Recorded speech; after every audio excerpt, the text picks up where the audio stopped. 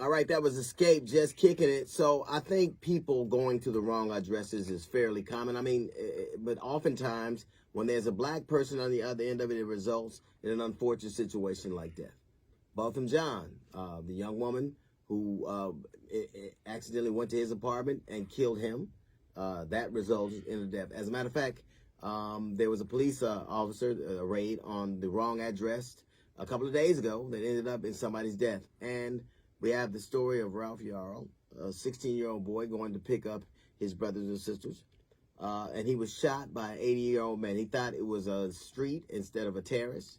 As you know, anybody who's ever looked for anything can tell you that you can often get confused. Streets, terraces, boulevards, avenues. But the result was that an 80-year-old man shot a black kid at the door, then proceeded to shoot him when he was on the ground. Now, I can understand, and anybody can understand, someone trying to protect their property. But someone knocking on your door isn't tantamount to a threat to you.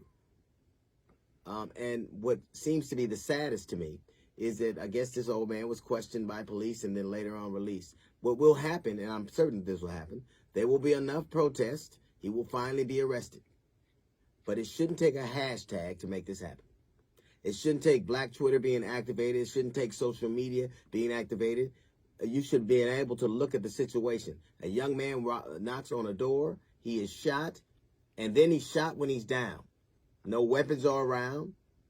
Now, had that you put that in any other situation, you let anybody else have done that. You let that have been a black man and a white child had done that. And incidentally, I would be just as angry if the situation were the same and they let someone who shot somebody go. We obviously are going to have guns in our communities. We have, more and more states are making it easier to have them and to use them. But if the threat is so thin, then you can start airing people out that knock on your door. Then Jehovah's Witnesses and Girl Scouts better look out. It's reserved for a special kind of threat. They have to look a certain way. A 16-year-old, it is every black parent's nightmare. A 16-year-old boy shouldn't be shot because he makes a mistake. A 16-year-old boy shouldn't have been shot twice because of what was going on in somebody else's head. Your guns are for your security, not your insecurities. Now, what will happen is that I'm sure everything will be activated. I'm sure someone will look at it. But now it'll look like it happened under pressure when it was simple to see. You shot an unarmed child for no reason at all. And then you went home. And then there's going to be, of course, the community's riled up. There are going to be hashtags. There are going to be all kinds of speeches and people telling you what that needs to happen and protests. And this could have all been avoided. That man could wait in jail till you figure it out, like anybody else would. You shot a boy. You didn't, and even if you were threatened the first time, what was the threat when you shot him when he was on the ground? You wanted to do it. And these laws are set up so you can do it.